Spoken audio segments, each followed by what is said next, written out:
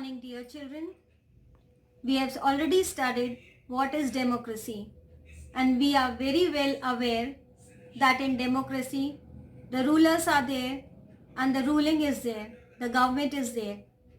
Then we also know that democracy doesn't mean just having the election, contesting the election and winning it and ruling. In democracy, there are certain rules and regulations which the rulers they have to follow, they have to abide by it. So certain institutions are there, and in those institutions the rulers they have certain norms and conditions which they have to follow. In this chapter we will be studying about those institutions, how the major decisions are taken in democracy. If there is any dispute, how this dispute is solved. Then, while studying these institutions, we will also come across the three main elements of democracy: legislature, executive, and judiciary. Then, we are also going to study about their functions, their powers, and how judiciary is independent from the other two. Then we will study about Parliament and its two main organs, Lok Sabha and Rajya Sabha. So let's start with the chapter Working of Institutions and see how the decisions are taken and what are the rules and regulations the rulers they have to abide by it. So children, let's see which are the government institutions. First, let's have a quick look at what all topics we are going to cover in this chapter. The main contents are: first, Office Memorandum; next, Mandal Commission; the decision makers. Under decision makers, we will study oppositions against the Mandal Commission. Then, need for political institutions. Why do we need a parliament?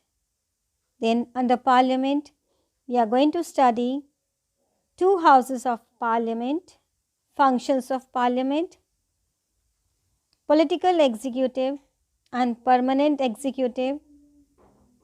Under that, we are going to study prime minister and cabinet ministers, president, judiciary.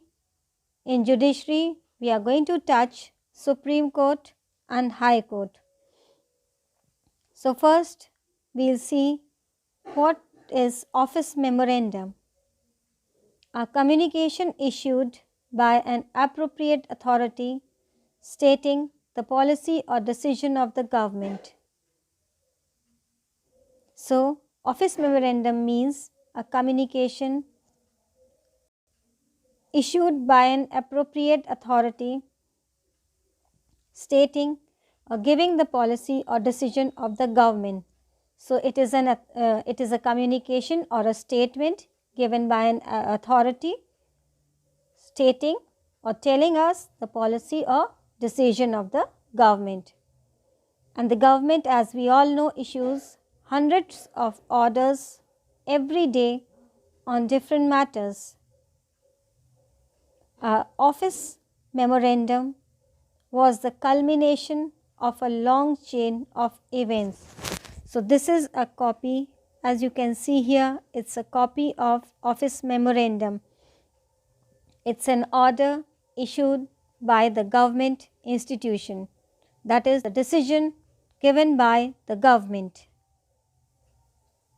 Now, what is Mandal Commission? The Government of India had appointed the Backward Classes Commission in 1979.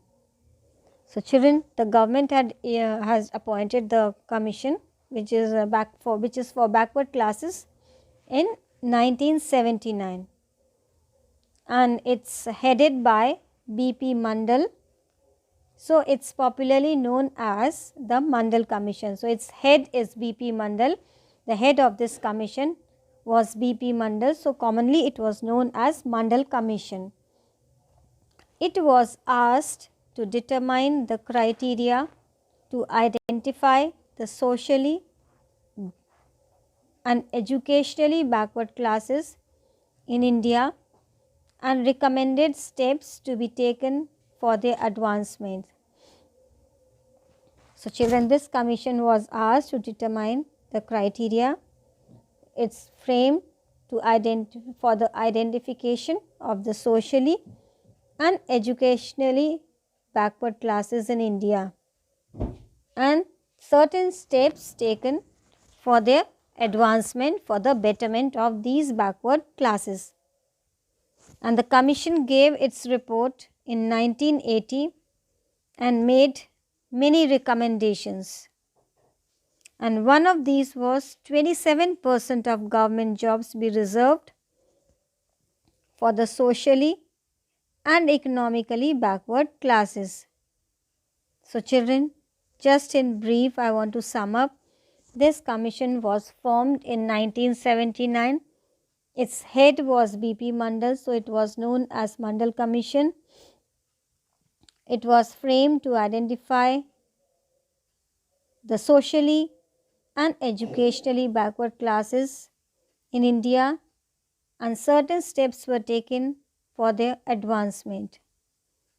And the commission gave its report in the year 1980 and made many changes. And one such was 27% of government jobs should be reserved for the socially and economically backward classes. Further, let's see what Mandal Commission says. The benefit of job reservation extended from scheduled third category called SEBC introduced.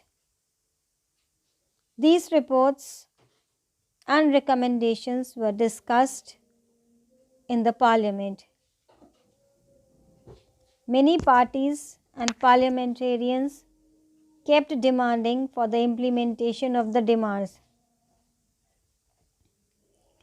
So children, these reports and recommendations, they were taken in the parliament and they were discussed there.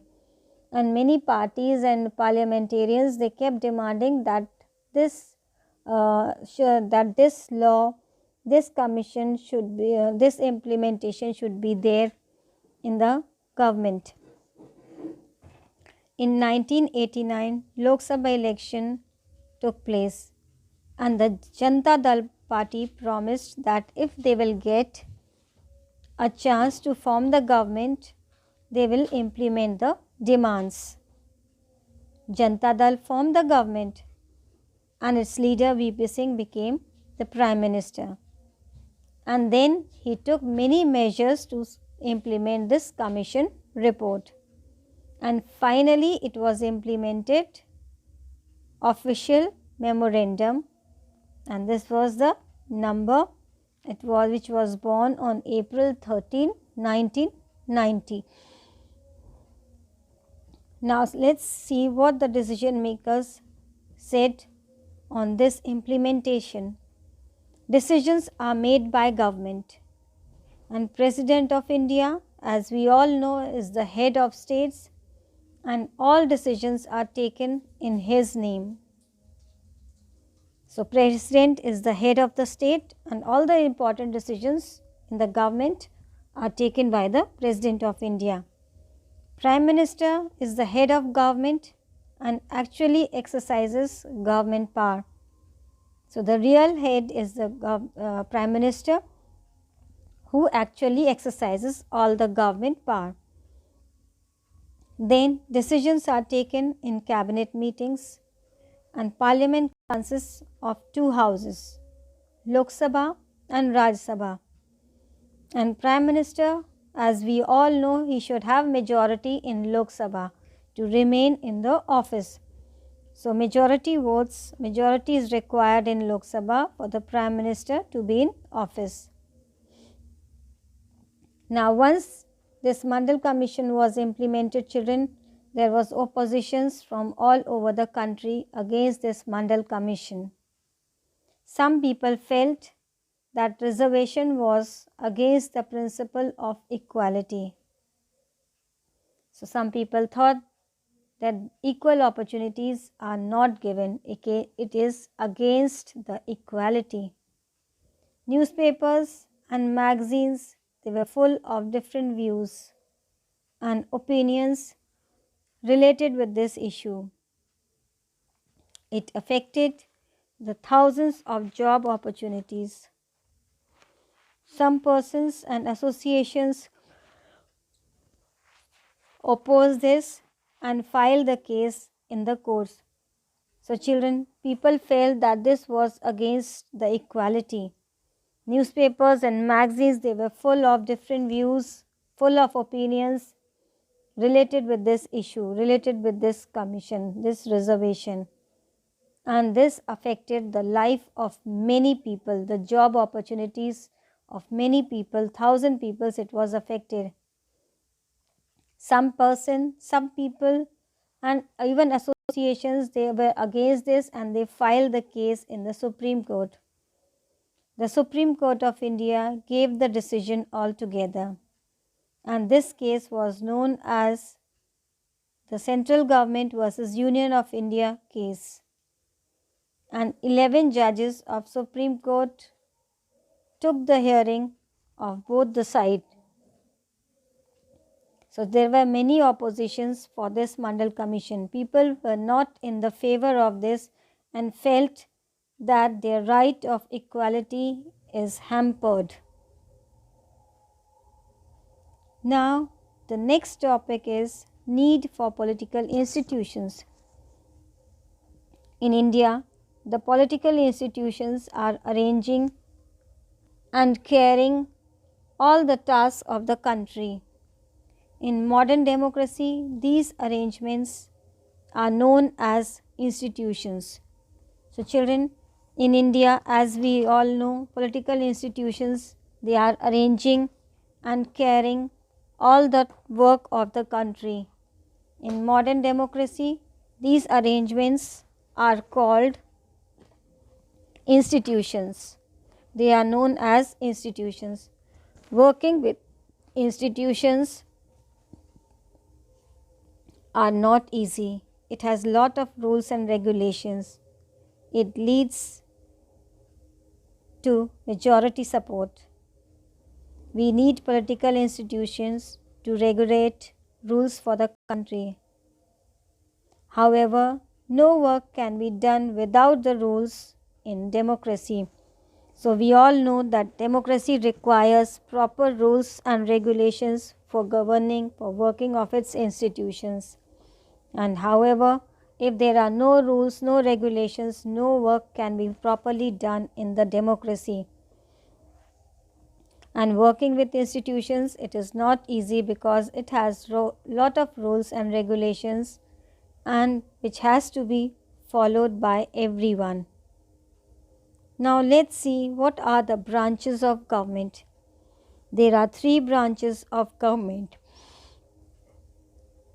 legislative, executive and judiciary. In India, these are the 3 important political institutions: Parliament or legislative, executive and judiciary. Now who all comes under this parliament? The Prime Minister and the cabinet ministers that take all important policy decisions.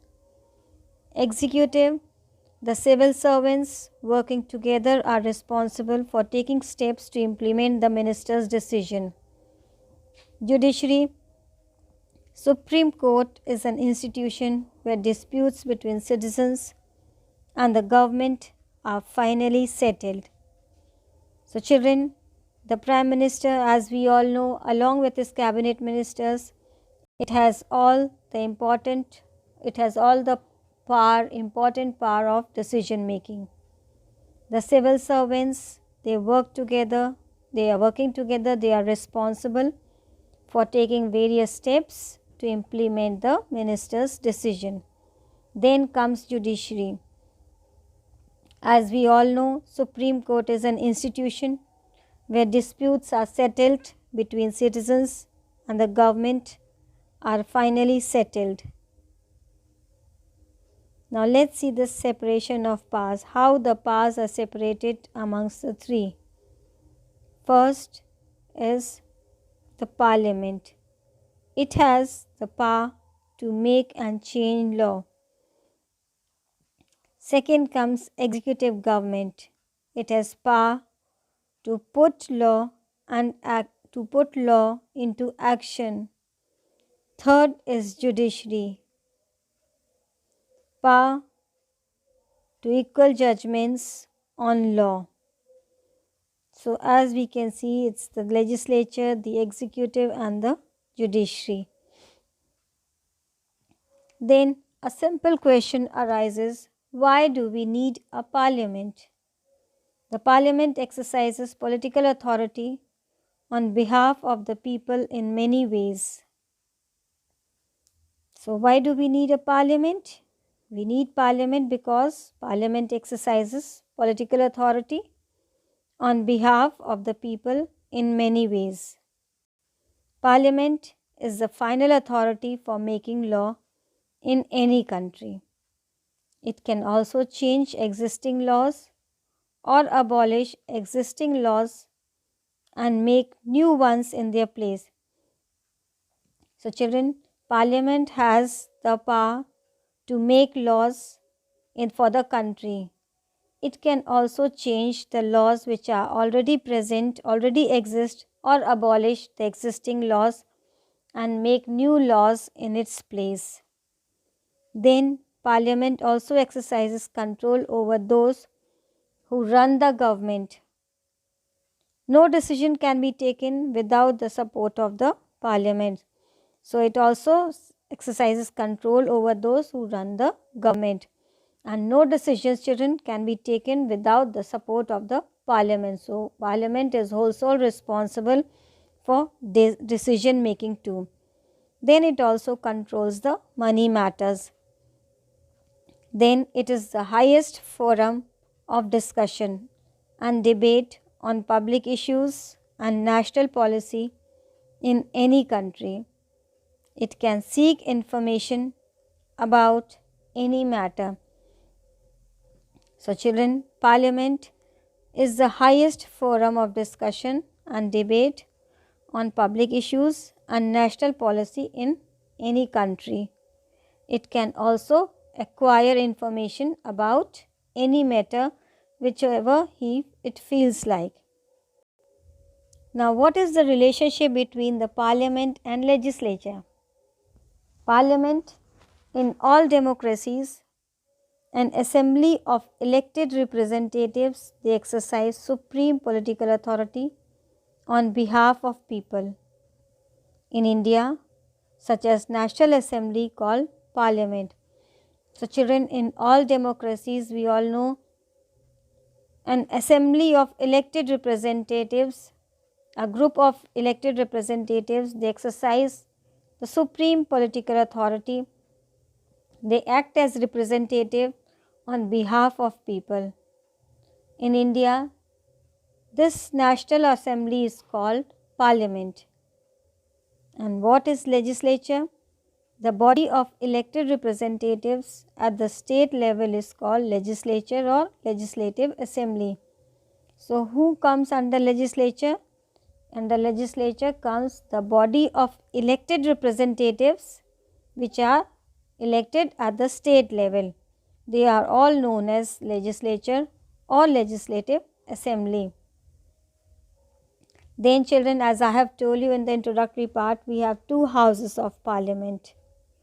Parliament plays a central role, a major role in democracies. In the large countries, they divide the role and powers of the Parliament in two parts. They are called chambers or houses. One house, as we all know, the elections take place for this house and it is elected by the people and it exercises the real power. The second house, which is elected indirectly, and it has some special functions, and they take the interest of various states, regions and federal units. So finally we can say that our parliament has two houses, lower house or Lok Sabha or House of People, and upper house is called Rajya Sabha or Council of States. So children, we will study till here today, and in the next class we will be studying about the two houses of parliament in detail. Till then, go through the chapter and read the chapter for more clear and better understanding. Thank you. Have a good day.